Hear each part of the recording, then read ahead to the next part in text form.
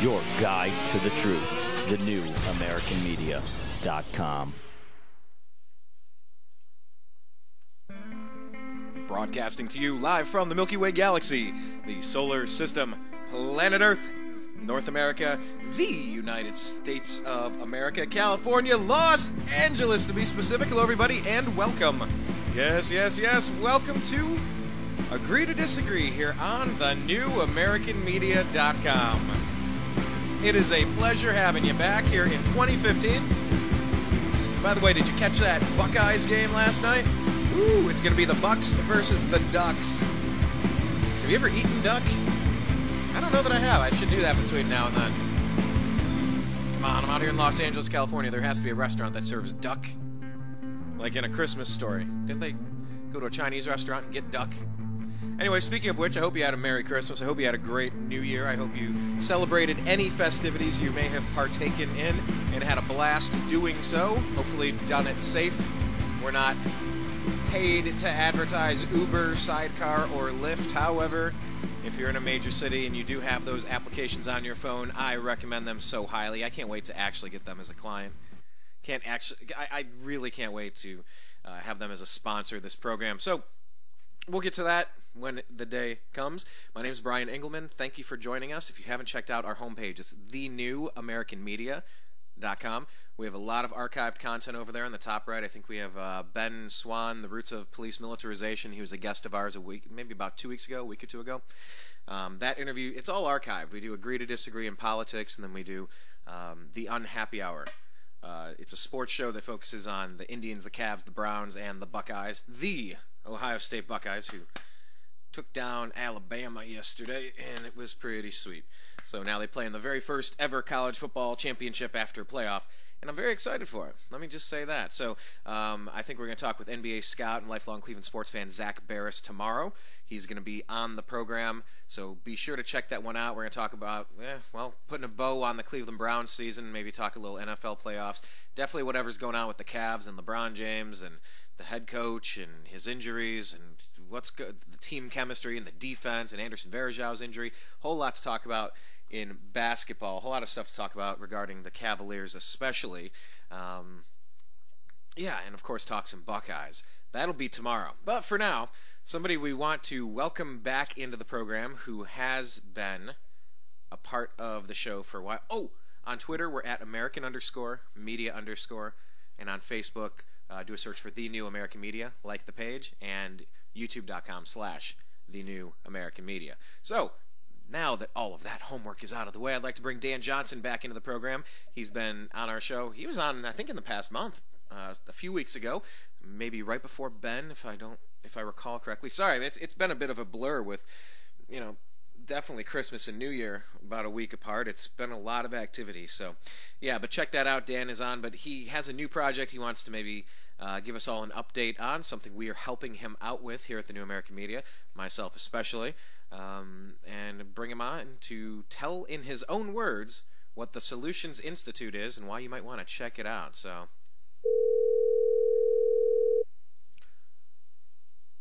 this will be Dan Johnson.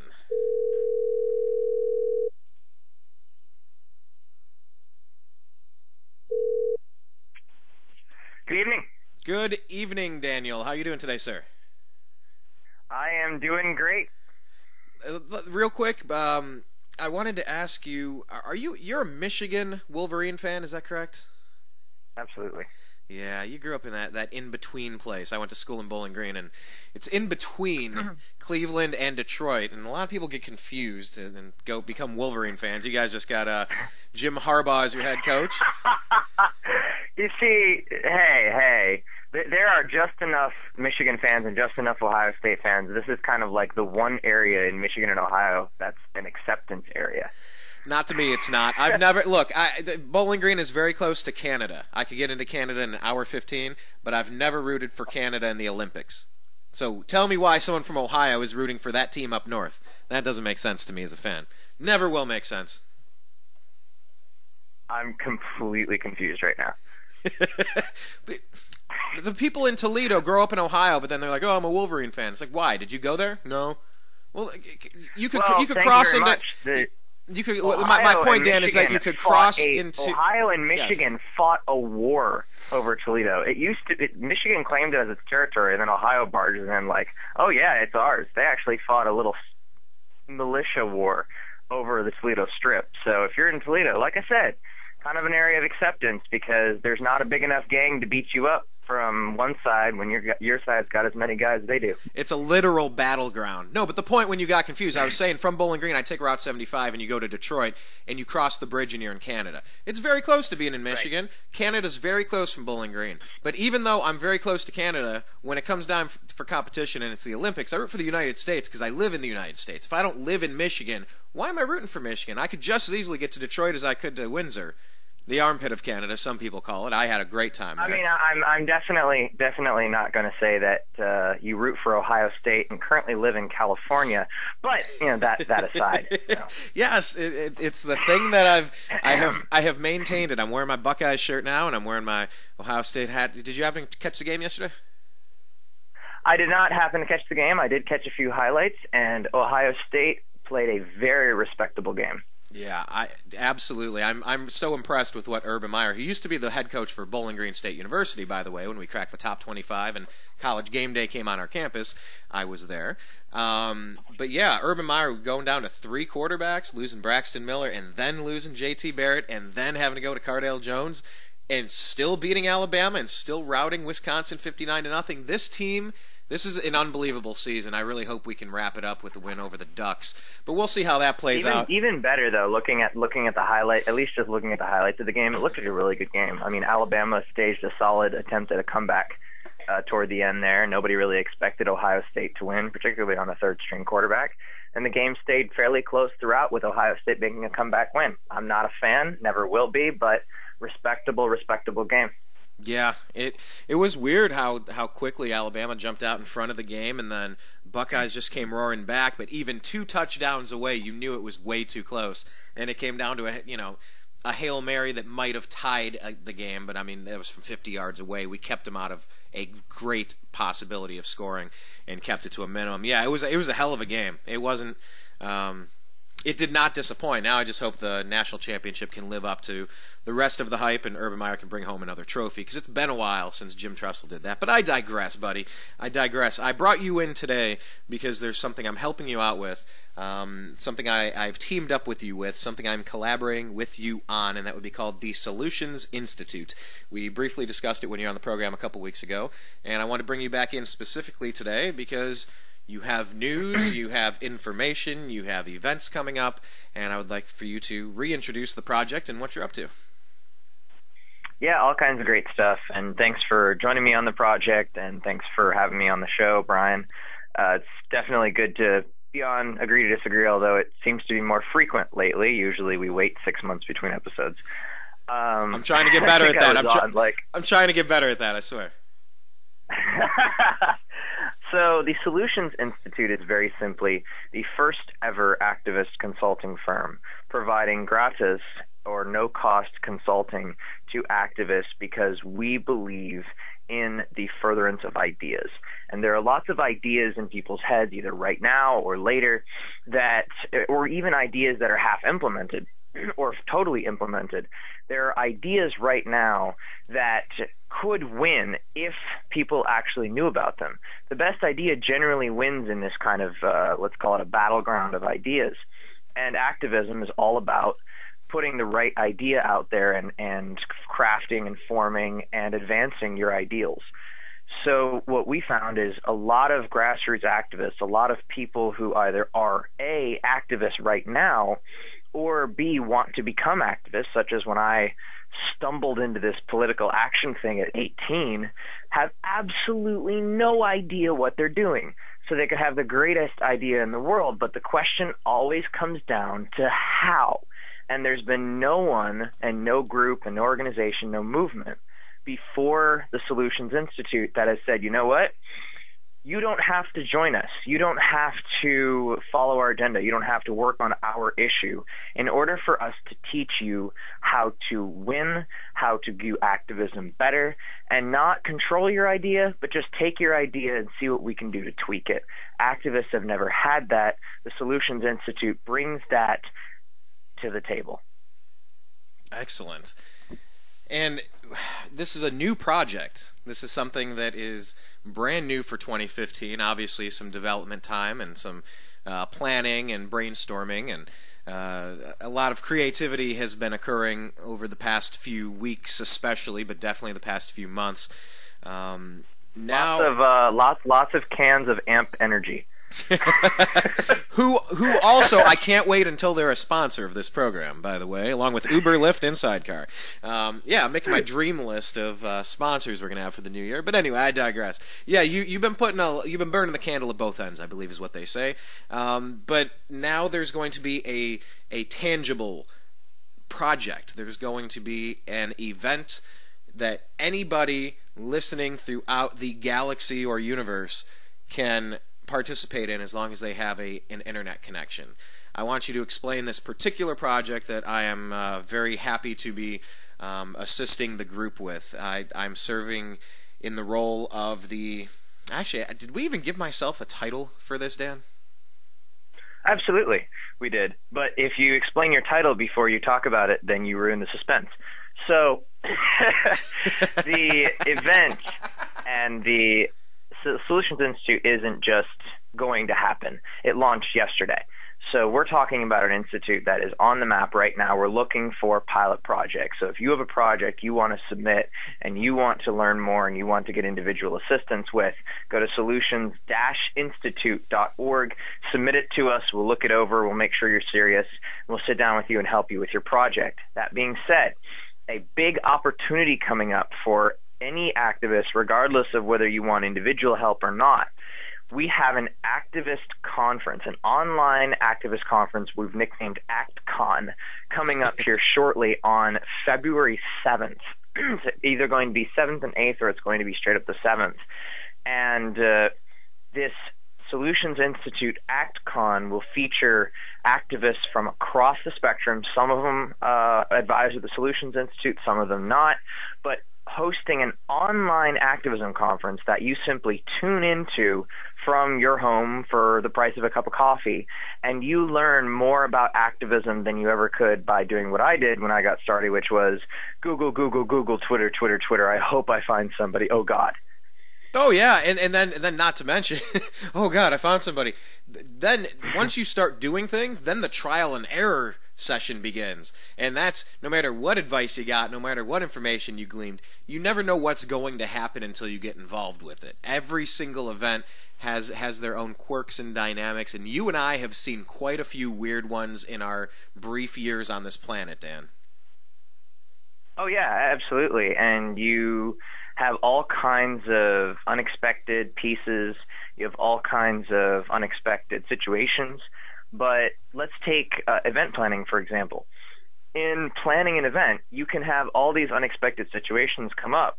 But if you have talked to someone, not who plans events for a corporation, not who plans events for football teams, etc., but someone who plans events or has planned events as an activist, you're getting specific, clear advice on some of the pitfalls you might encounter, so at least you are surprised a whole lot less. And that's the goal of the Solutions Institute. That's the goal of this ActCon right here.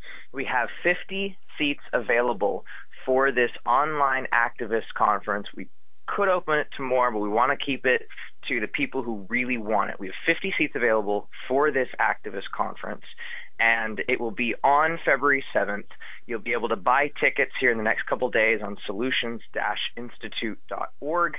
That will give you access to the event and to a live Q&A with speakers such as John B. Wells, nighttime radio host for Coast to Coast AM, the largest nighttime radio show in the world.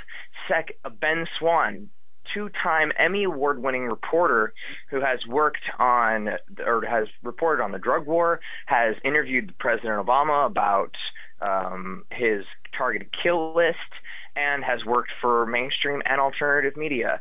Steve Sarich, who runs Canacare and is one of the only civilians licensed by the DEA as a drug recognition expert, as well as having tons of experience on medical marijuana initiatives, he'll be talking about what particularly medical and recreational marijuana activists do wrong when they're trying to legalize it. All of it focuses on process. We even have a couple inspirational stories that aren't necessarily focused on process, like Brandon Keebler. When he was 14, he helped start a national organization to protest the NSA. We want to hear from him. How did he get involved? Why did he get involved? We have over 10, 15 speakers at this activist conference who are going to teach you for the first time how. Stop with the why. Stop with the why you should get involved. We have a lot of knowledge of why you should get engaged. And any group on the planet is happy to tell you, including the one I founded, Panda. Any group on the planet is happy to tell you, here's why you should get engaged. Well, now you know why. Now it's time to focus on the how. That's what ActCon will do. That's what the Solutions Institute will do. Yeah, this is going to be great. It's going to be basically getting a Superman first edition. If you get in this group of 50, it's just like, welcome to this project at its genesis. Get ready, because this is going to be a very fun ride, folks. This is going to be a neat experience, because it's, I don't know, Dan, there's a lot of motivated people that get tired of trying to do everything themselves. A lot of people say, I don't have time to do a radio show. I don't have time to run a website. I don't have time to stay involved on Facebook and Twitter. I don't have time to do a live event in my neighborhood. But the trick is, and where my background comes in, being a man who has planned lots of concerts, from small ones in Long Beach and Los Angeles to the ones my band was in, and to the ones that filled 4,300 people into Anderson Arena at Bowling Green for the MTV Campus Invasion Tour with Moby and Bush back in the day. It's impossible to do big things on your own, but when everybody lifts one bucket of water themselves, you can empty a swimming pool in a matter of minutes. Nobody has to do it all themselves, but you need a team of talented people around you to do it. And one of the big parts, not to cut you off, but totally to cut you off. Love you, Brian. One of the big parts of you don't have the time to, in a person's mind when they say that, is I don't have the time to learn how. If they knew how, in a lot of cases they would have the time to do it.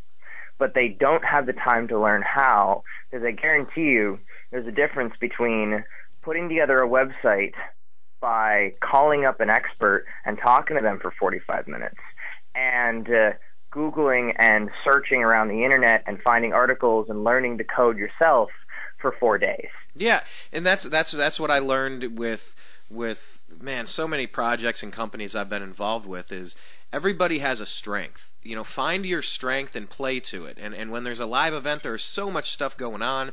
Everybody can do a little bit of something. We're looking for volunteers as well.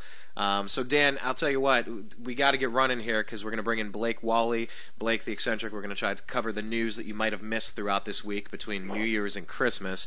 But definitely we're looking for volunteers, and we're looking to fill up these seats. So can you tell people, if they're interested, where they should connect with the group, and tell them one more time where they can get tickets for this thing online? Absolutely. You can go to solutions-institute.org. Ticket link will be up in the next couple days.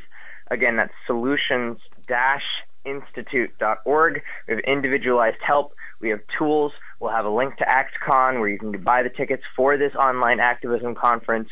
We have a bunch of resources on the website, and we have a way where you can bring one of our 27 experts in every area of activism to your group, whether via Skype or in person, and teach your group how to be more effective. These are some of the most not only active but successful activists in the United States, and they've all stepped up and said, you know what?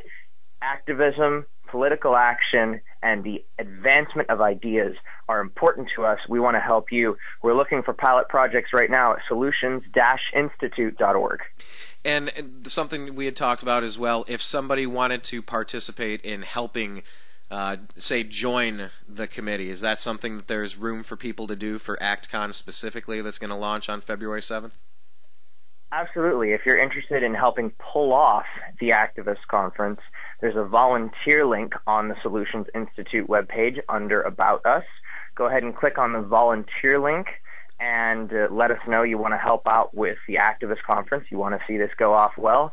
As a bonus for volunteers, you will get into the conference for free, and you will have a chat, or you'll be able to have a chat with the speaker of your choice. So give me a ring back, Yeah, like I'm leaving a voicemail. Hey, you can leave a phone number if you like. Mind. You can leave a number if you like. I've been doing this a while. For the past 3 days with almost no sleep. That's why I say sponsored by Amp Energy.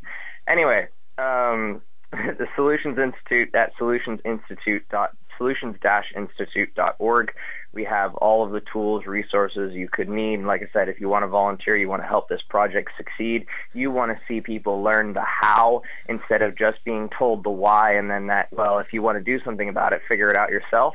Or you want to submit a project. We're looking for pilot projects, volunteers, and all of the above right now at solutions-institute.org. Excellent. Yeah, and that's my final piece of advice to people out there. If you're interested in something, here's the trick. Join them. Whether it's your homeowners association and you want things done around your place and you want better landscaping and you want that cracked roof repaired, or get the driveway fixed or paint the building, you join your HOA, and that's the trick. You join them, then you're a part of the group and you get to help do things the right way. That's what we have available here, and that's how we did that at Bowling Green when we did the concert. Was a lot of great people joined, and they all said, hey, I can do a couple of things, I'm good at this, can I do that? All right, yes, perfect. And then a lot of people pulled off a really neat event, and I'm sure you're going to do the same, Dan. So hey, thanks for joining us in the beginning of this program on Agree to Disagree, sir, and I know I'm going to be talking with you soon, and definitely looking forward to the launch date. Once again, it's going to be February 7th, and there's the possibility of spilling over possibly February 8th as well. Correct, Dan? That's correct. There's a possibility of doing a Saturday, Sunday, or a Saturday event. Either way, it will be February 7th. Yes, it'll be at least February 7th, maybe an additional bonus day with the lineup coming soon. We've teased you with a few people you might recognize, and I've seen the lineup. There's a lot of interesting people on there as well. So, Dan, thanks for your time. You get back to having a wonderful weekend, sir, and I'll be talking with you in a few. Absolutely. Thank you, Brian. Thanks for having me on. And once again, solutions-institute.org.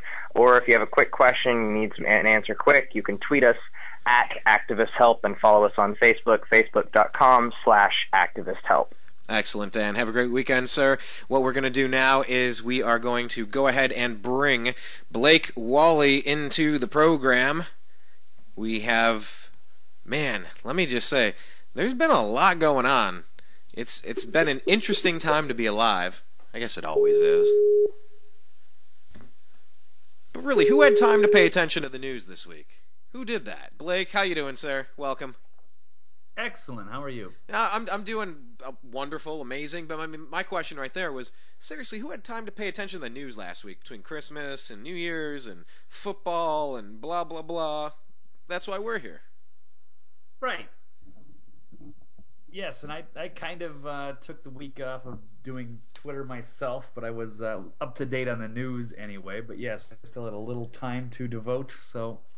Now I know you've been quiet week, right? Now I know you've been on a bit of a regularly scheduled hiatus from your radio show, Eccentric Perspective.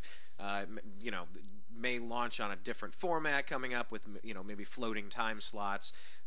We'll see how that goes. But you mentioned your Twitter site. Is that the best place for people to follow you right now, or would that also be checking out eccentricperspective.com? Is that where you're doing the most stuff? Is on Twitter right now? Oh, definitely Twitter is where I'm most active, and then if you go to the website, the Eccentric Perspective, that'll have the Twitter feed already on there. The problem is I don't post a lot of content, so I just try to make it count when I do. Yeah, but I mean, that's a good place to go. It's like, hey, I put 5, 10, 15, 20... I have a group of things here that are good. If you haven't been here, take a look at these things. A lot of them are very, timeless, I guess you could say. There's some content. If people haven't been there, they should definitely check that out. You'll definitely see some things you might haven't seen before. And once again, the Twitter feed is at eccentric99. So, Blake, welcome back, man. I just posted an article. Yes, and thank you, Brian, for having me. It's great to be here. I want to get to your article in just a second, and we'll start. No. I want to start with that, actually. But I just want to see, how was your Christmas? How was your New Year's? I know it gets busy for you, around that time with everything. Yeah. Nothing too exciting. I was pretty much working through the holidays. Vegas never sleeps, so... Yeah, but it did get snowy, didn't it? No. I think you guys might have got hit with a little bit. Because I kept hearing that Vegas was going to be snowed.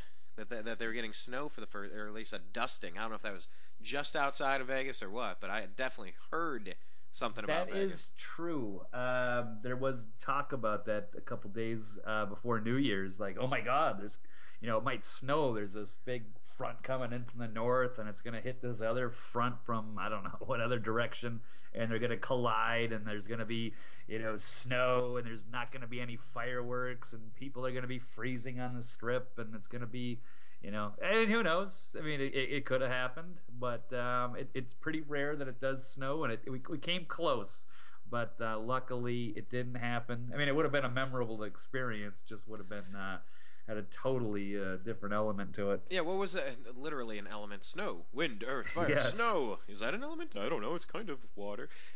Wind, earth, water, air. Anyway, yeah. Homer Simpsonism. Okay. It would be like that movie Crash. Remember I don't know if you've seen that, and then it starts snowing, and it's such a rare thing in L.A. Great movie. I probably saw it 10 years ago one time, and I don't remember everything. I should actually watch that again. Yeah, I need to put that one back on the list. But Los Angeles. I'll tell you what, it has been. And I tell people around me, you can't say it's cold in LA. Shut up. Blake's from Minnesota. By the way, they're giving away free parcels of land, I believe, in Minnesota, southeastern Minnesota. No, I had not heard that. You need to check that out. They're giving away, I don't know if it's parcels of land worth $28,500 for free. You just have to move there, and you have to build a home within a year or something. And I don't think they've specified what home, but they said they've had this offer on the table for years, and nobody's taken them up on it. They thought it was a joke, or there's stuff to it. And I know you're from Minnesota, so you should go back there. You should build a home. I love it. I'd love to. I could handle like maybe 6 months out of the year, or 8 months maybe, but I don't know if I could live there all year round. It'll be your vacation home. When it gets wintry, you'll fly out to Vegas, and when it gets summery, you'll head out there. No, but it's like Jesse Ventura. He goes back and forth from Minnesota, then makes the trek down to Mexico. But yeah, sorry. Yeah, similar, I suppose. No, but we hit. That's what I was saying in Minnesota, and me being from Ohio, we know what cold really is. There's no cold in LA. It's not -15 with the wind chill, and you can feel your extremities, and your face isn't getting burned from the raging wind. That's what you and I are used to. That's cold. Oh, I know. It's hilarious because I'm out here in Vegas, and I'll go outside with in my shirt or something, and there'll be people like with just heavy jackets on, and they're just like, "Oh my God, it's so cold," and it's like 42, 45 degrees or something. Yeah, it's a little chilly, but it's not like, oh my God, these people have no idea because a lot of them are from the South, or they would never understand the kinds of things that we go through. I believe, like I said, I wouldn't want to live up there in that cold either. That's why say I'd only want to be up there maybe 8 months out of the year. Certainly nice to look at outside, but I don't want to deal with it either. But that's a whole new level of cold that these kids on the South area here do not understand, Brian, and I'm sure you deal with the same thing out there in trendy land. Yeah, trendy land. No, I call it. You're not allowed to say it's cold. You have to say it's California chilly. It's California chilly. But I'll tell you what, I mean, it was getting down to frozen. It was getting down to 32, 33, 34. They said it set a record at LAX. When was this? This was on January 1st, yesterday. Set a record cold at 36 degrees, breaking the record on January 1st of 38, set in 1972. Wow. Yeah, I mean, it's been getting chilly, man. And I got a thermometer at my house, and it was in the low 30s. But still, that's only California chilly. Get over it. Yeah, I mean, it could be bad because we got hit about 5-6 years ago here in Vegas, and it got below freezing for a few days, and yeah, it caused a lot of problems because the pipes are freezing and stuff. They're not, the infrastructure here isn't built to take that kind of cold, and I'm sure you have the same problems in LA. We have similar issues where, especially if it rains too. Because just the way that some of these roads are built, and if they've been scorched with fire, there's no roots anchoring the soil, and you'll have mudslides. After heavy rains, there'll be mudslides, and then there'll be droughts, and then we don't have the sewer infrastructure because we don't really get a lot of rain, so when it does rain, it can cause problems. And yeah, Vegas is a place that doesn't really build with probably the highest insulation codes. I wouldn't imagine. I mean, I guess maybe to keep the heat out. Right. Maybe. But yeah, it's just something you're not used to, and the pipes might not be insulated. But basically, Blake, this just goes to prove that global warming is real, and we should kill off 98% of the world's population so that our carbon monoxide, the stuff we exhale, won't ruin all of us, so that maybe a few of us can survive and everybody doesn't screw it up for the couple of people like you and me. We should exterminate 98%, maybe 99% of the world's population so that global warming doesn't melt us, because the ice caps and the polar bears or something, and then the water going up, and then because it's too hot. That's basically what this is now. It changed the climate, so it's so cold.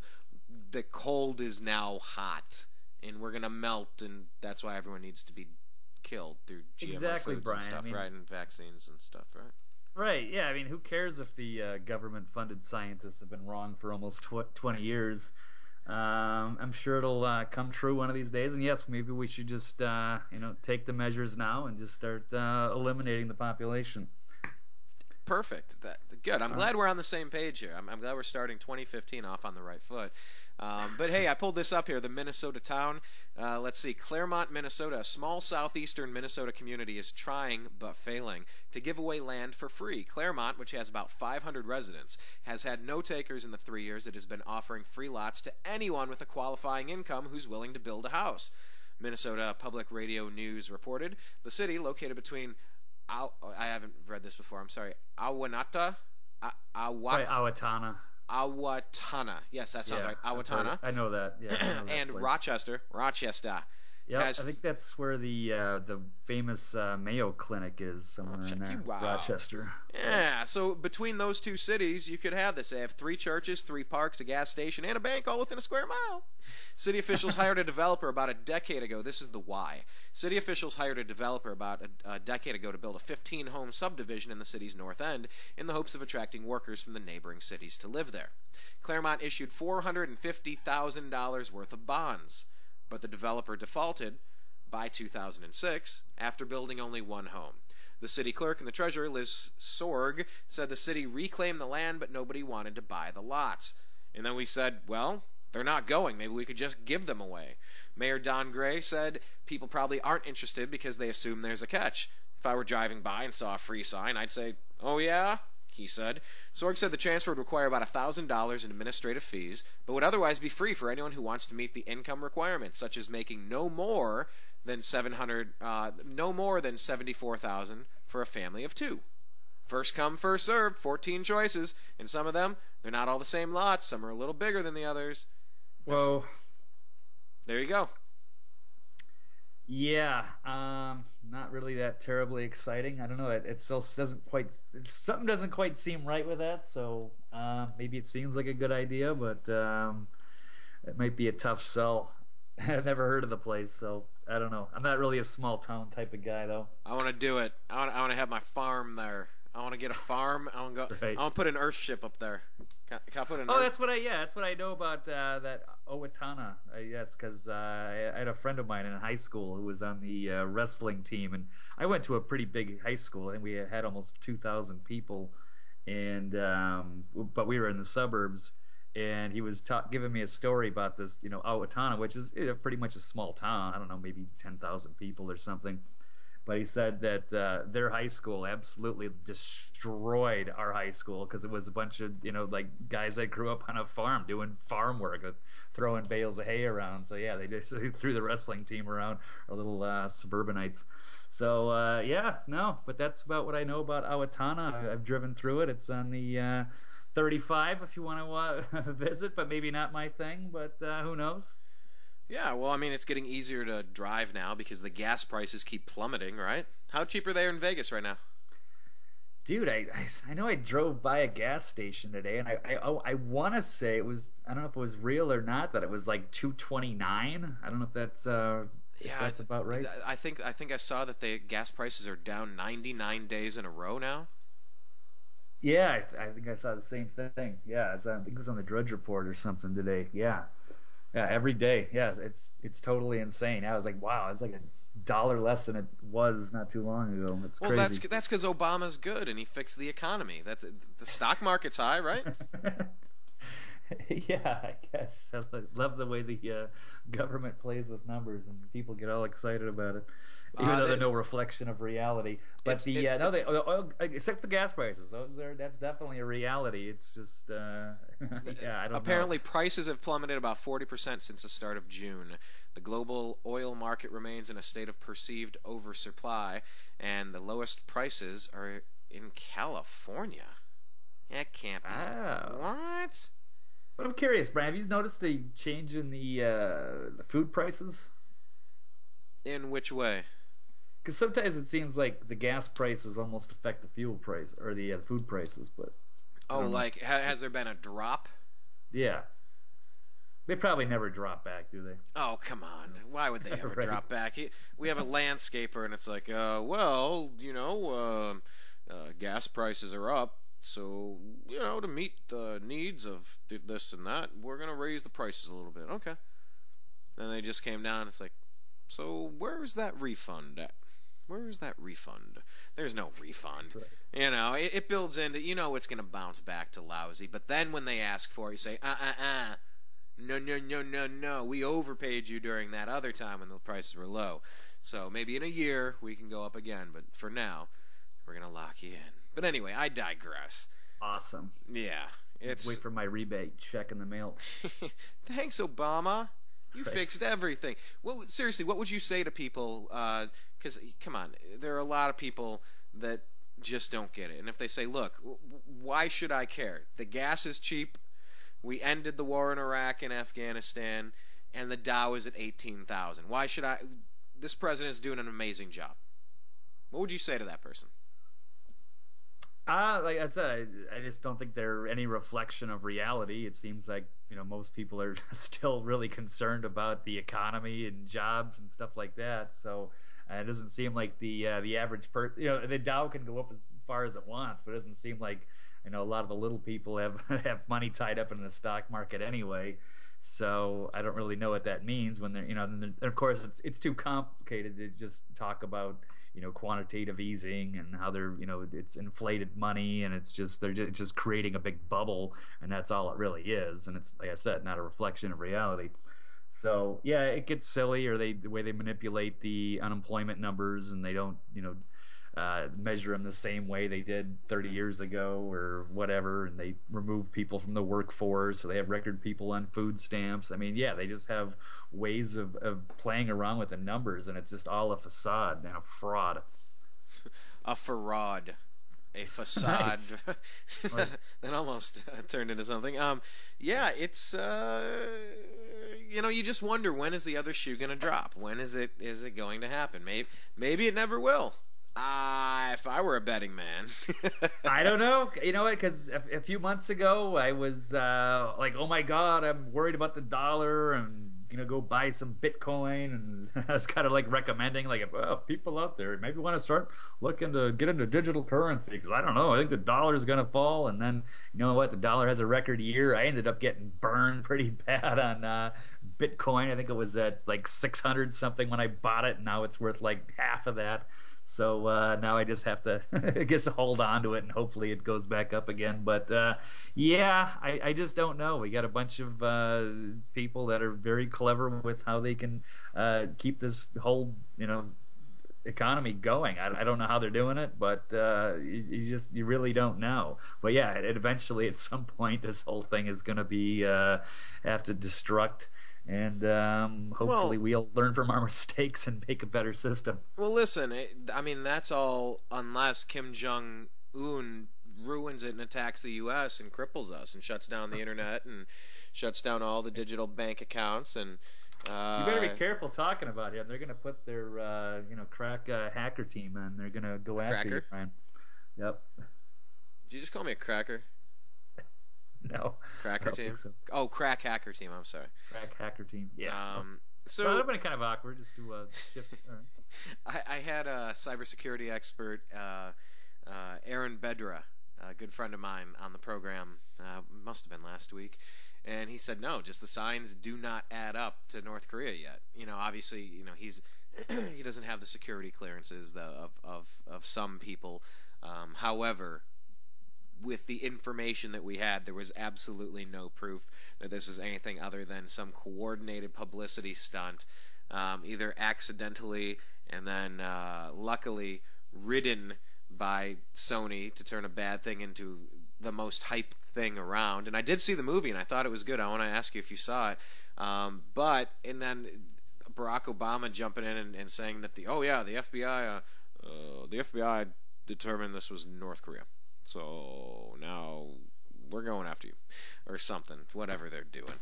I mean, do you think this has anything to do with North Korea, this Sony hack? Anything?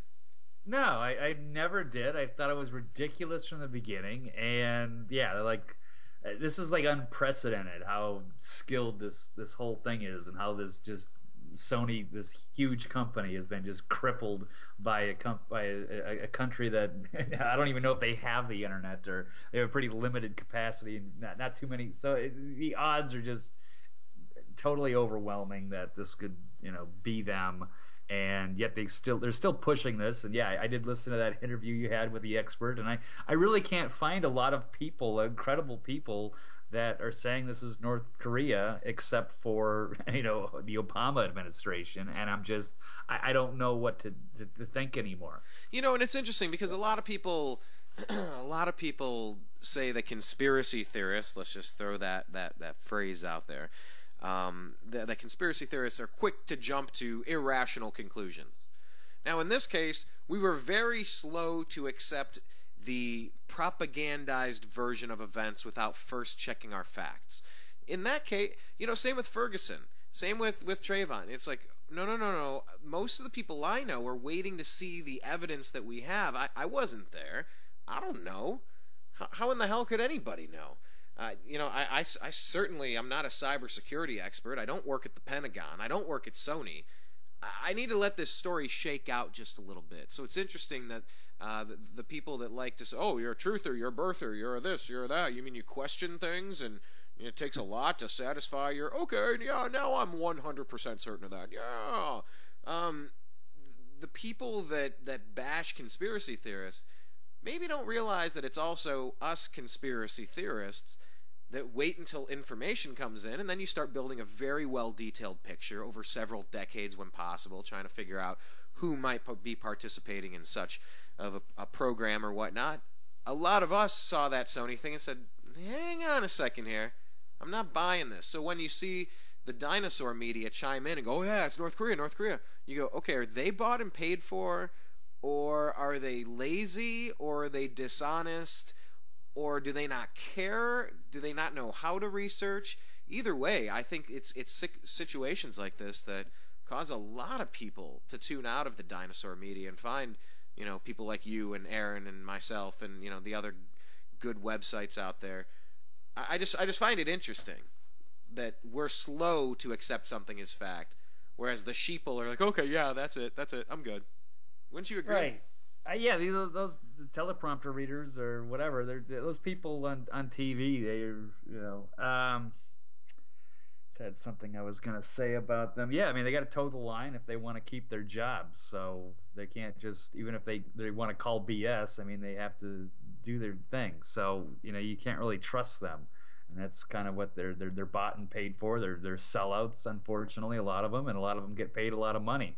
So, they start going against what the official word is, then they find themselves out of a job. You look at MSNBC. I mentioned Jesse Ventura, or we talk about Dylan Ratigan, or even Cenk of the Young Turks, or there's a lot of people are looking at Cheryl Atkinson.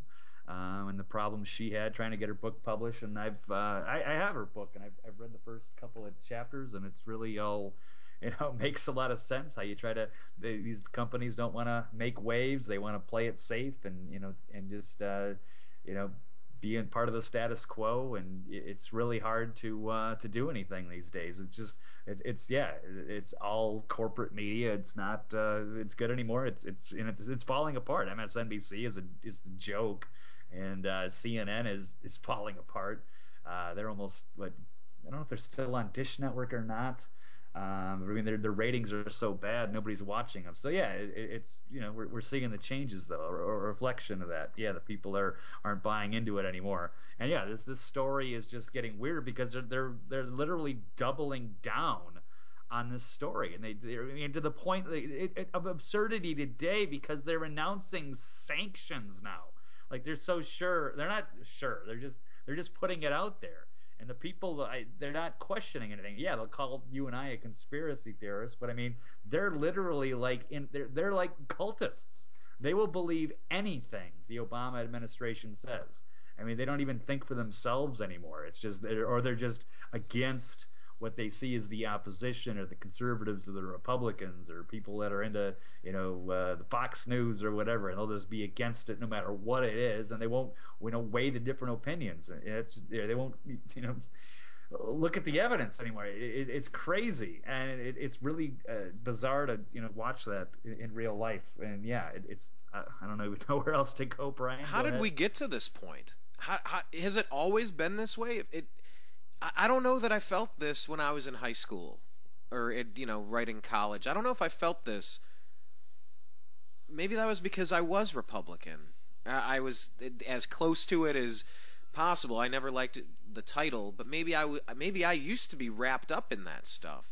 I don't know. It just seems I don't know. It just seems a little bit more evident, more prominent now than at least I remember it being before. I don't know. Do you feel the same way, or is that just something I'm thinking? No, I mean, I used to drink the Kool-Aid, and I used to watch. I used to be a die-hard Democrat, high school, college, or whatever. So I know how that goes. But now, in the days of the internet, which we just barely had at that time,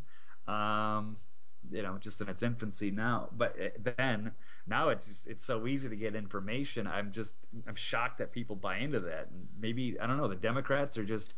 They were so disgusted with the the Bush Cheney years that they just don't listen to anything they say, even when they're right now. It's kind of like, I don't know, not quite exactly like the Never Cry Wolf thing, but yeah, it's like when they just hate the Republicans so much, and they'll just believe anything the Democrats say, even though they never really consider the fact that maybe both sides are wrong, and it's the truth is somewhere else. So that's the key. I think. The consideration and what we ask people to do, Blake, and it's to consider that both of these options are wrong. Consider that they're on the same team, and I don't know that I've ever had somebody describe it as well as Governor Jesse Ventura. And I'm sure anybody who's followed the governor can pick a couple of moments where they say, I don't agree with him on that. Fine. Okay, cool. Yeah. But what he said was, as a professional wrestler, and he's also a former Navy SEAL, I think he was the mayor of his small town, then he became governor, and he did mayor of Brooklyn Park or Brooklyn Center, I can't remember, a suburb up in northwest. Yeah, that's right. That's your backyard. Yeah, he was the mayor, and then he became governor, and he was not a Republican or a Democrat, and he didn't use funds from corporations like these other clowns did. And he actually won. But he's a man that served our country, and he's been a professional wrestler and a governor. And he said it's a lot like wrestling, that you go out there as a wrestler and you get your team fired up out in the audience. You're the good guy or the bad guy. And then the other person comes in, and they either get booed or they get cheered. And then you fight the other person in the middle. And it's all a show. It's the right versus the left. It's the red versus the blue. Blue trunks, red trunks. This guy versus that guy. Arr. And then when it's over, you go back to the same place. You shower. You're eating steak dinners and having martinis, and you're laughing it up because you just gave the people what they wanted. They wanted a show. They wanted it to look like a fight. They wanted it to be entertaining. And things like that usually go the best when both sides get a chance to win from time to time, so you don't have a revolt. So you can't have too many Democrats in a row. You can't have too many Republicans in a row because people get too frustrated by that. And then, they call them the Democrips and Republicans. And that's what the conspiracy theorists, and that's such a stupid phrase, like it's a bad thing, but that's the point. Consider that both of those options are no longer an option. And, you make a good point about having the internet. It's omnipresent. It's on our watches. It's on our glasses. Of course, those are only kind of dorks that do that. that's not really an everyday thing with the hologram watches quite yet.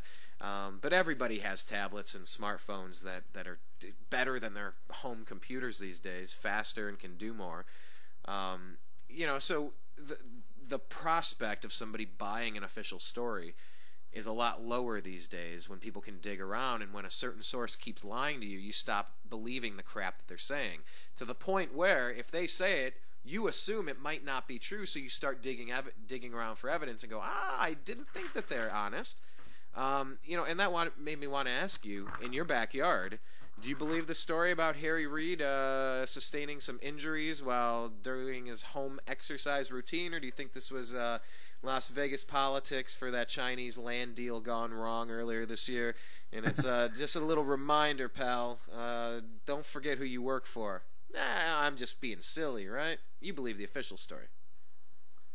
Well, that's the first thing I heard that was doubt on that. And that's an interesting point, Brian. I've never thought of it. I think like that. I guess it is kind of maybe suspicious. I don't really know if it was an exercise accident. Now you put some doubt in my mind. You've set off a brush fire in my head.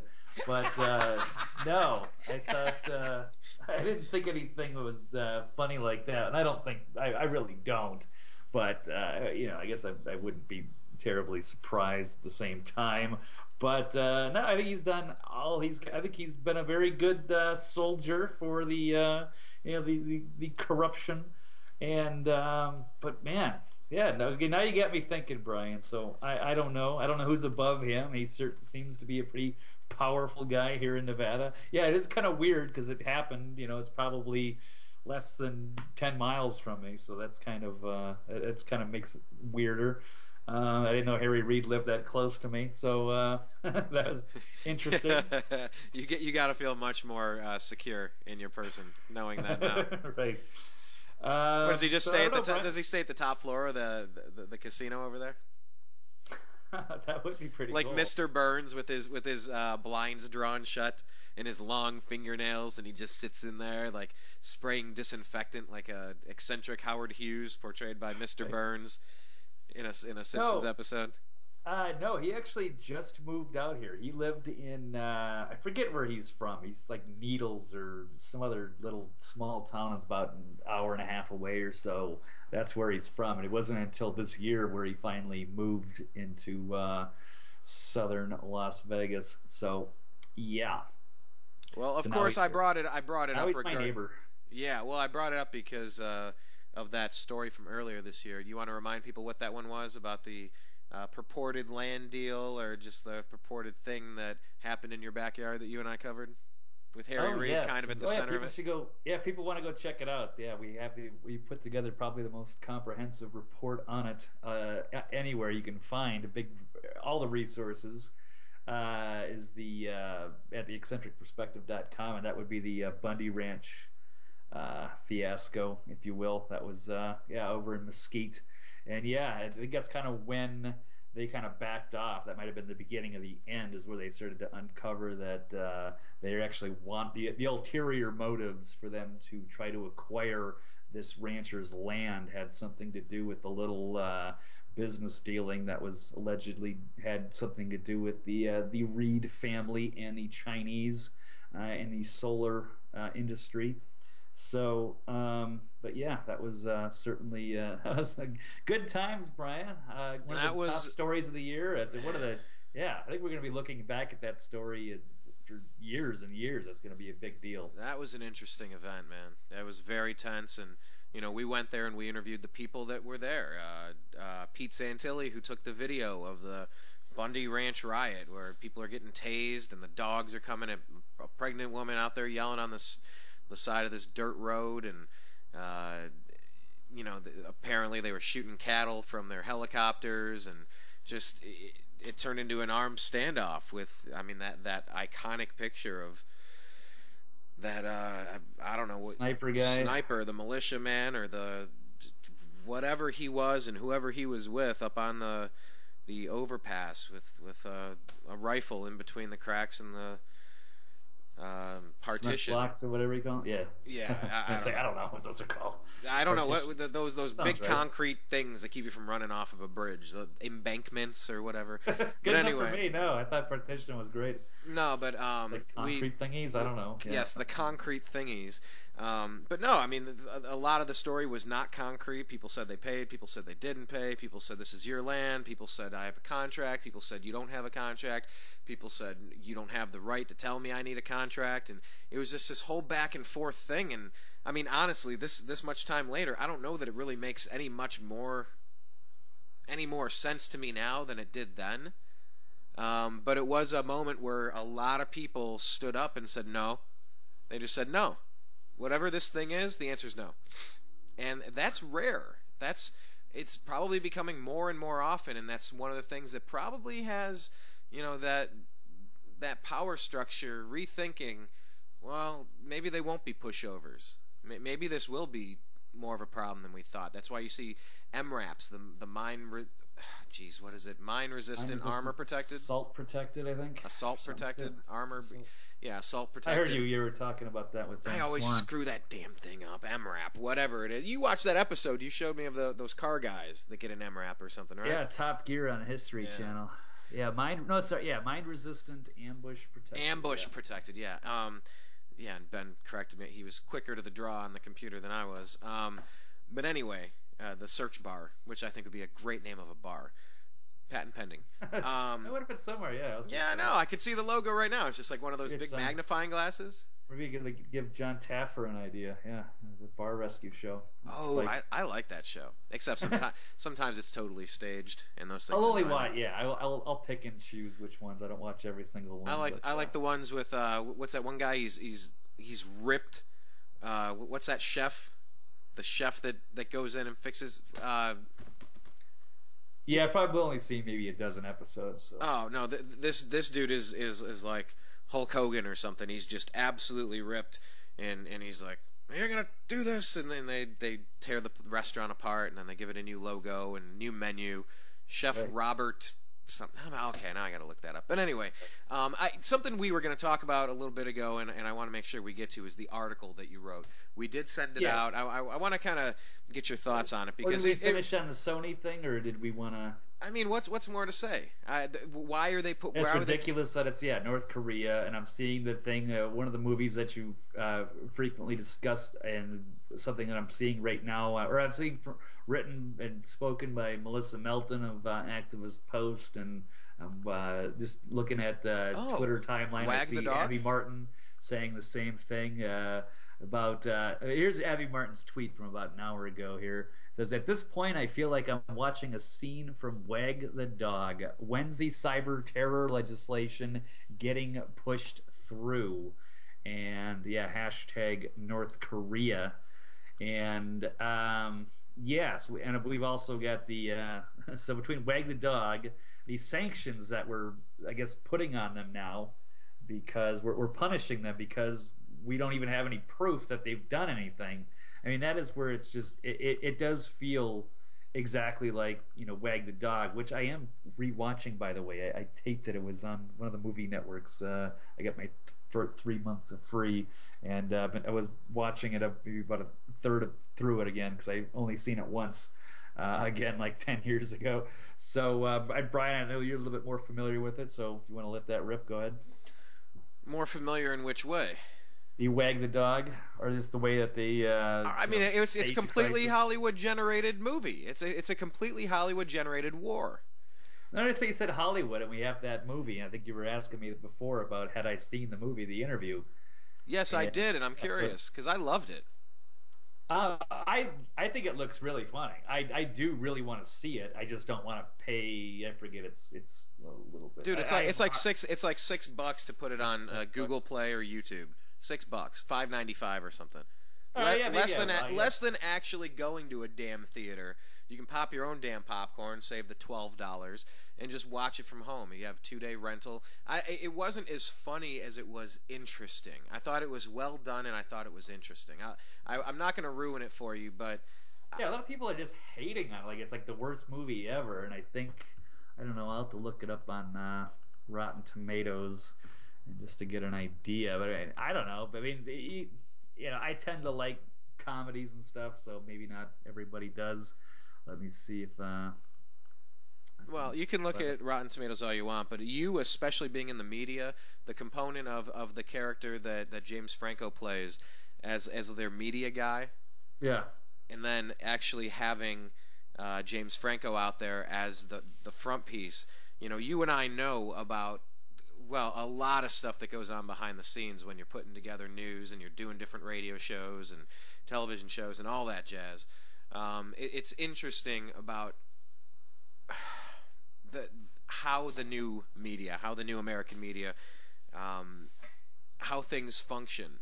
And yeah, when you compare it to Wag the Dog, I mean, Sony was directly involved in this. And Wag the Dog, you have a producer, this highly decorated Hollywood producer signs on to produce a war because the president got caught with his pants down with some Firefly girls, and they need to distract him with the war.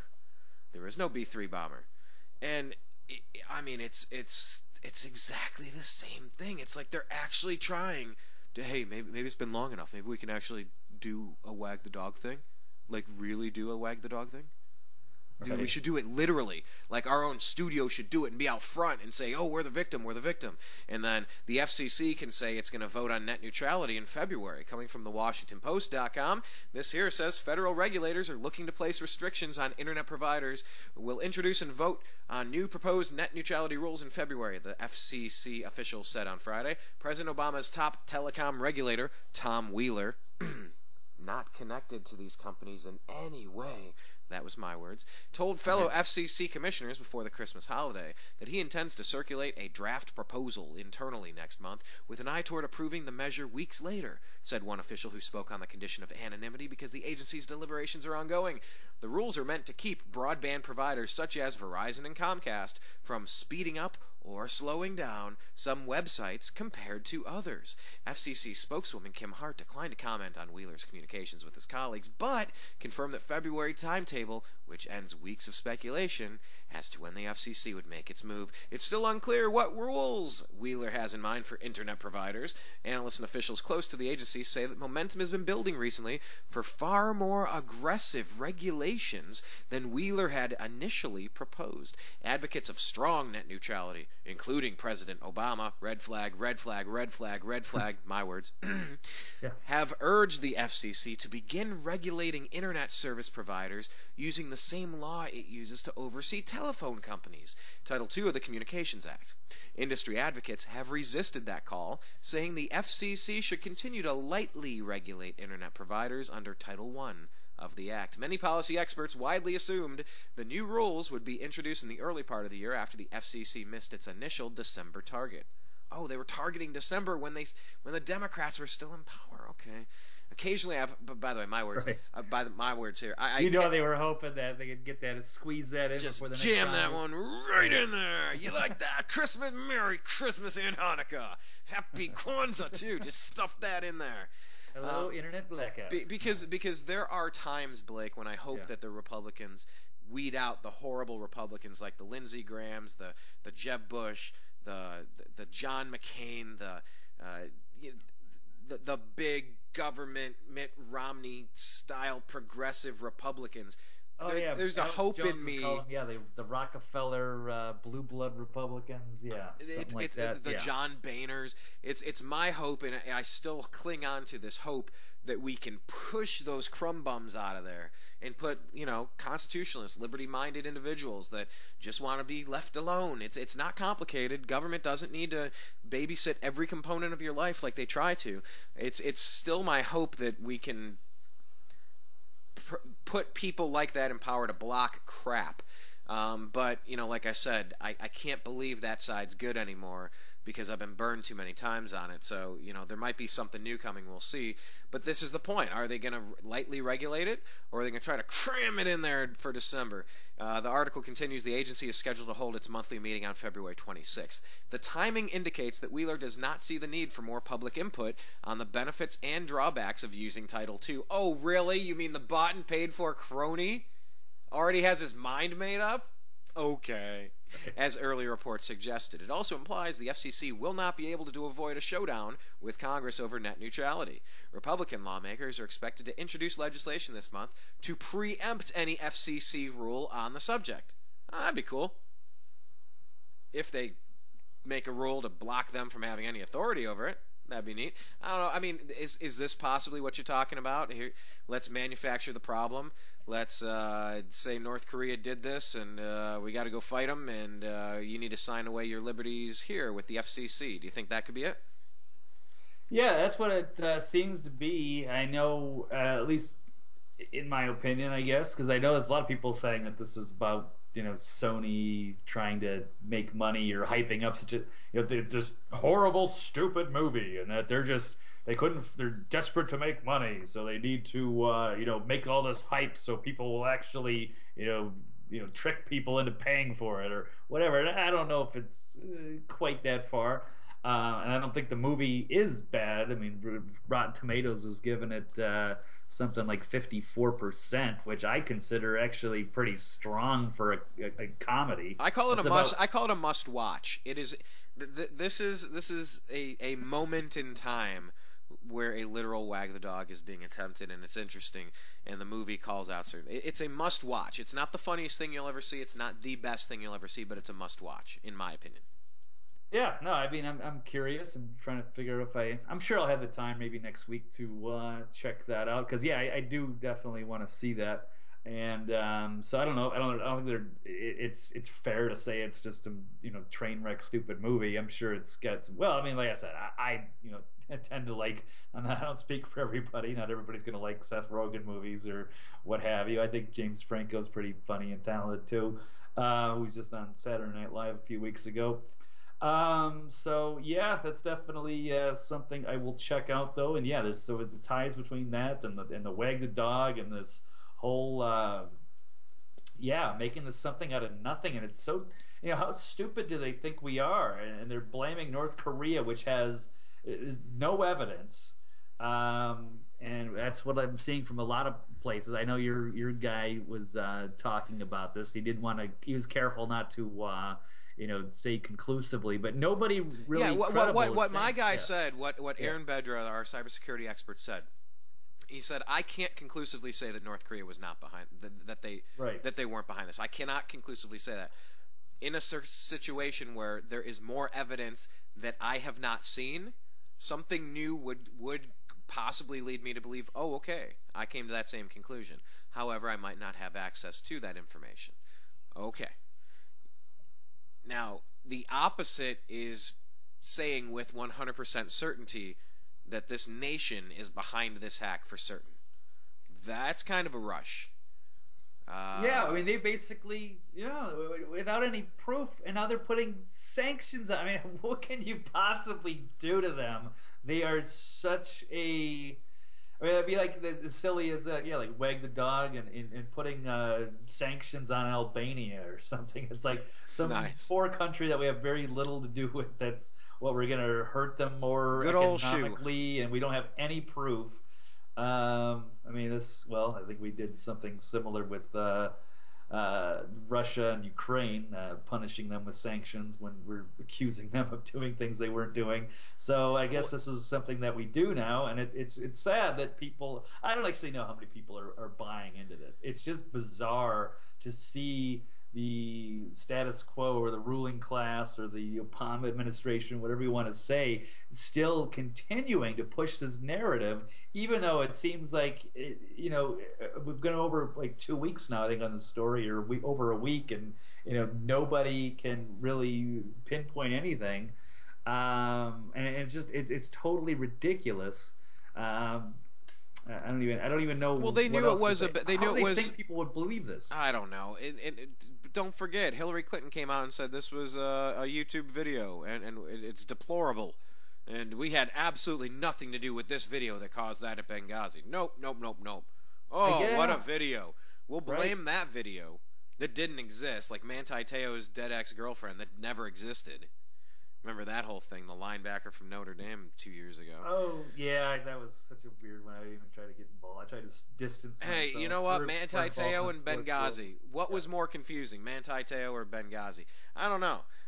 But the administration blamed a fake video in that time, and now they're blaming this attack on North Korea without providing evidence to the people. Yeah, I guess they're just counting on their cult-like followers to believe this stuff, and that they can push this narrative, and then they use it as an excuse to clamp down on the internet, because that's exactly what they were trying to do. Oh, it's North Korea. It must be North Korea. And, oh, I guess we got to do something so people aren't under attack anymore. And look what they did. And no, it's not good. Now, yes, it's time to revisit the... all these different, the CISPA, ACTA, PIPA, whatever. So, yeah, and of course, you just read that article, which is now the headline on Drudge Report right now, and it's coming, looks like next month. So they're going to make another attempt at some sort of way to, get their grubby fingers into the internet and ruin it for everybody. Well, because they want to control the narrative or something, and many other different reasons that they would want to have that power, right? And yeah, because how else can you push this kind of garbage unless I don't know. With access, right. In the age of information, ignorance is a choice, and there are so many people that get woke up on their pet issue. Whether it's you take a pet to literally a pet issue, you take it to a shelter, you're like, okay, they're going to find it at home. And you find out that tens of thousands are just euthanized. They only get like an average of 3 days for someone to claim them, then they're just incinerated. Really? Oh, dude. Shelter, yeah. Never adopt an animal from a breeder. You go to the local shelter because they're on death row. Everyone there is on death row. There's an occasional purebred or a tiny little adorable animal, but for the most part, they're just 3 days and they're gone. Wow. And so someone gets involved in an issue like that, like I have, and you go, oh, crap. And you try to help out in different ways, and there's a lot of groups that do it. Maybe you have a family member that has autism, and you start looking into vaccines and genetically modified foods and chemtrails, and Fukushima. Or, maybe you're a rancher, and the government just keeps creeping in and raising your rent and raising the property taxes to the point where, your family who has been on this land for generation after generation is being squeezed out. For what reason? For 100 reasons. You could be working in Wall Street or real estate, and you've lost your life savings or your home values down, and you start digging. When you start digging, ignorance is no longer a choice, because as you start learning about the Federal Reserve, as you start learning about global politics, as you start learning about and kind of re-examining 9/11, the Gulf of Tonkin, World War II, the Bay of Pigs, Project Paperclip. You look at all of these damn things and you just start piecing it together and you go, you know what? This is really complicated and really bad. And by bad, I just mean very dangerous, like transporting a truckload of gasoline. It is very fragile. It is very volatile. And if we head down the path where the internet loses anything that it has today, we're done. We are done. Because if all we had was the crap, the lies that we got out of the Bush administration and the Obama administration, if all we have, Blake, is the lies of really greedy, bought and paid for people that cannot be trusted, holy crap. I mean, we have nothing if we lose the internet. Oh yeah. I'm thinking back to the back in the day. We'll come full circle here. We were talking about the early days of the internet and being opinionated back in the day. And yeah, I was very opinionated. I really bought into the Democrat ideology, and I was I guess sort of in the cult, or drinking the Kool-Aid, if you will. And we're making an excuse if now you have access to the internet. We didn't have it back then, so it's kind of frightening to think how. I didn't really have much of an informed opinion. I just knew there was two different ideologies, and I was radical on one side. But I mean, imagine going back to without the internet. Where would we get the access to the the information that we take for granted now? Where would we get those outside the box opinions? They wouldn't exist. Maybe we get the best opinions from people mumbling to themselves on the corner. It's like. You wonder if some people, and I'm not really kidding about this, but you wonder if some people, if you ever do really figure out and piece it all together, something just goes snap, and you go, now I'm just gonna live in my pretend world, so I don't have to deal with that stuff. It's next level weirdness of stuff when you really start digging in, but. And that's something that your article was touching on that I wanted to get to because we're running out of time here. Sure. The article that you put together was something kind of shining some light on the New York I Can't Breathe and the Ferguson and the Tamir Rice in Cleveland and some of these stories that have popped off over the past few months and mixed in with police militarization and the cops literally. And those videos and pictures are stunning with all those police officers turning their back on Blasio. It's pretty incredible. But you wrote an article about it, and I wanted you to kind of, explain where you're coming from with that. Yeah, I mean, I really want, because I think we talked in the very, very beginning how I've really been doing as much. I used to be on the radio 3 days a week, and I've kind of been on a hiatus and trying to figure out how to get back into a more regular routine again. Even though it's been taking some understandable time off during the holidays, but I certainly want. It drives me crazy. I want to get some opinions out there, and then I'm trying to instead of doing the radio, I have to try to write it, and I'm a little behind the schedule. It takes a little bit more time consuming to write, but I certainly wanted to get some opinions out there because I was really frustrated.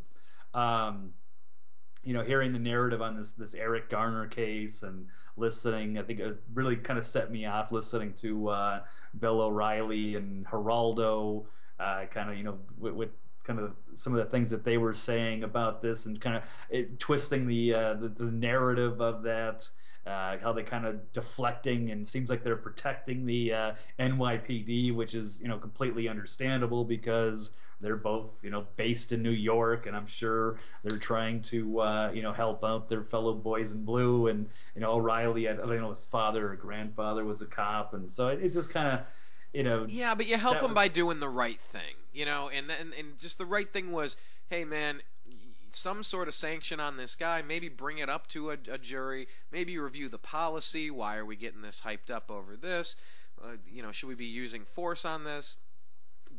That's how you do a solid for the police community, in my opinion. I'm sorry, get back to it. I just want to throw that in there because for me that's my reaction where it's like when anyone wants to defend the police for anything they ever do, no, you need to call out the people that murdered Kelly Thomas in Fullerton, California. That did go to trial, and somehow they didn't even get convicted, and they snuffed Kelly Thomas out on camera. It was one of the most horrible things I've seen. So I mean, cops are not always bad, and blacks are not always burning cities down or criminals, and whites are not always racist, and the police are not always bad, nor are they always good. Nobody can be painted with a broad swath. Right. And that's something that was lost in all of this. It all just blurred together in this meaningless stuff. Always defend the cops or always put the cops down, and I just never saw it that way, and I was equally frustrated with you. equally frustrated as you were, is what I meant. Right. Yeah, no, I totally agree. And people, it's not. I can't stand it again. The two camps again, one side or the other, where it's always against the cops or always for the cops, and both sides are going to be wrong. And there's different elements of each of these cases. And just we've agreed that Michael Brown, was looking for trouble, and maybe is a terrible incident. But I mean, that was one I believed right away. Like, oh my God, this officer must have executed this guy. And then all of a sudden, we started digging into the evidence and going, no, wait a minute, this guy just left a robbery and was trying to assault a police officer. That was bad.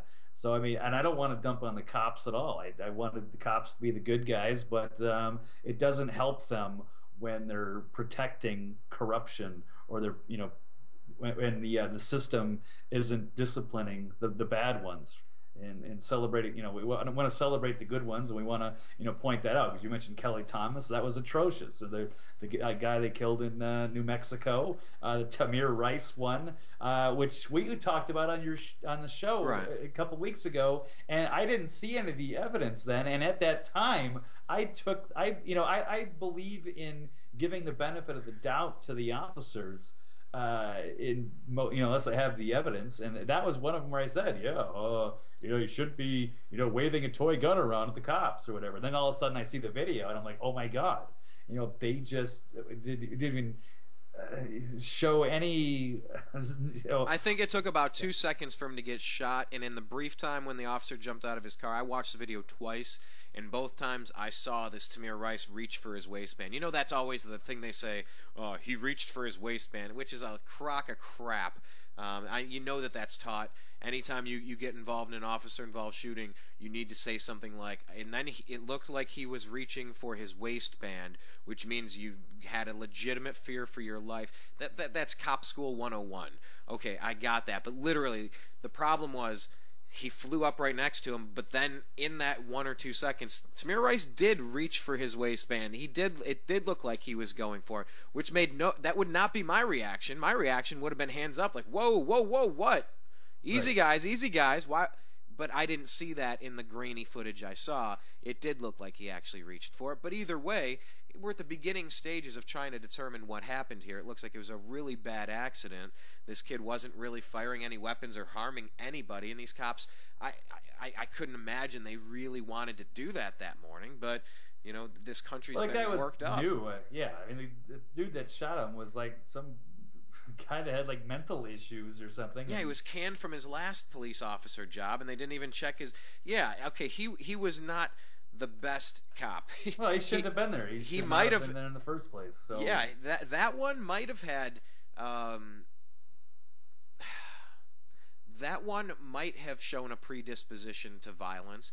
That cop probably shouldn't have been on the job at all, based on if those reports are true, that the previous places he worked, he was given such lousy rankings. You go, no way would I give someone like that a gun or power. Man, that guy sounds unstable. And those reports I've read, that's what it looks like, that they were just too lazy to check the reports that he had at his previous job. But anyway, I don't want to get too far afield on this, because where we started talking there was you were explaining in the article that you just wrote is that you were watching the Michael Brown coverage and you were getting frustrated.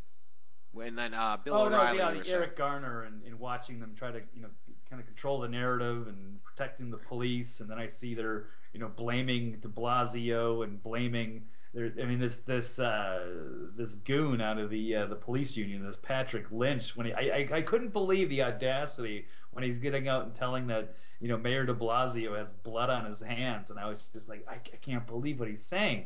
So, but I mean, I'm trying also at the same time to be intellectually honest. I don't have any love for de Blasio. He could step down.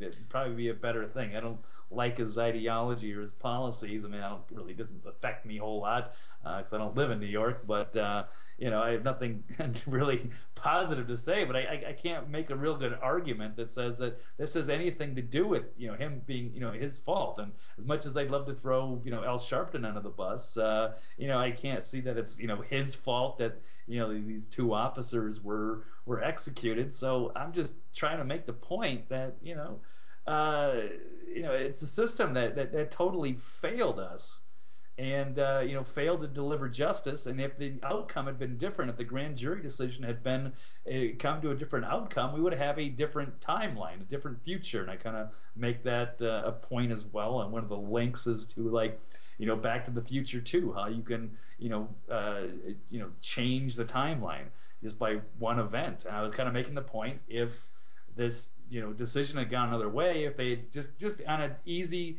given this officer, maybe a few months for involuntary manslaughter, and gave it a few $1 million to the Garner family, then none of this other stuff would have happened. These two officers might not have been executed. There might not be any protests. And there wouldn't be this embarrassing fallout with the police union and them turning their backs on the mayor, and blaming the mayor, blaming Al Sharpton, and it's like, wait a second, are they not? They just committed like an injustice right in front of us, and we're just supposed to sit there and and take it, and that's just wrong. And then you're watching people control the narrative, and it seems like they're trying to protect the police, and you got to look at it like, they actually live up there. They have a reason to, and people need to keep that in mind as well. I'm not saying that I blame them for doing that, but so there's a lot of different angles, Brian. So where do you have that article? Is that on your homepage? Where's that at? Yeah, eccentricperspective.com. Okay, excellent. Yeah, I haven't had the. Oh, you haven't quite dug through it yet. Oh, no. I read through that whole article, but I was probably going to embed that. That should be a good opinion column, actually. I think we should put that up at thenewamericanmedia.com as an opinion piece. And the one thing Blake is always, one of the things Blake is known for doing is adding hyperlinks to stories that are affiliated, that really shed more layers of perspective on the story, kind of why you're talking about what you're saying, why you're saying what you're saying, and why you're reaching the conclusions you're reaching. And I think that's important too. There's rarely enough time to really break apart a complicated issue. And the best writing these days does the stuff that InfoWars does, the stuff that you do, when just there's all these Mark Clare, Lions of Liberty, that it's so hyperlinked to all the other stories piecing together the story. It's like, check all those links out, and then you say, right. Oh, okay, 1 + 2 + 3 + 4, and then, equals, oh, okay, I see it now. You've kind of laid out this Easter egg trail to follow, so... it's very thorough. And when you're talking about, mainstream media or people making fun of conspiracy theorists, and then we've got to be a lot more thorough and source everything and back up all the facts, and you can't just throw all these opinions out there. So it's got everything to back it all up. So excellent. That's what we have to try harder. We have to be be more sourced and more thorough than the mainstream media, so that we can get our credibility as well. Yeah, and I'm okay with that, because you can lose your credibility in an instant, but it takes a long time to build it up and get your followers. But it's getting a lot easier, rather, with social media these days. But all right, so if people want to check that out, Blake, as we wrap it up here, go to eccentricperspective.com and follow you at eccentric99, correct? Yes, it's called Whose Blood Is on Whose Hands, the Eric Garner Decision Edition. So it should be on the front, so you can't miss it. Excellent. Well, Blake, hey, I appreciate you joining us for the program today. Have a great 2015, and I know you and I are going to be talking soon. All right? Thank you, Brian. You as well. Have a happy new year. All right, take care, pal. We will be chatting again real soon. And if you haven't been to our homepage, thenewamericanmedia.com, please do so. On the right-hand side, that's the TNAM radio link where you listen live. Underneath that is Twitter at American_media_, or our Facebook feed. You can click it there. Subscribe, youtube.com/thenewamericanmedia. My name's Brian Engelman. I love you. And peace.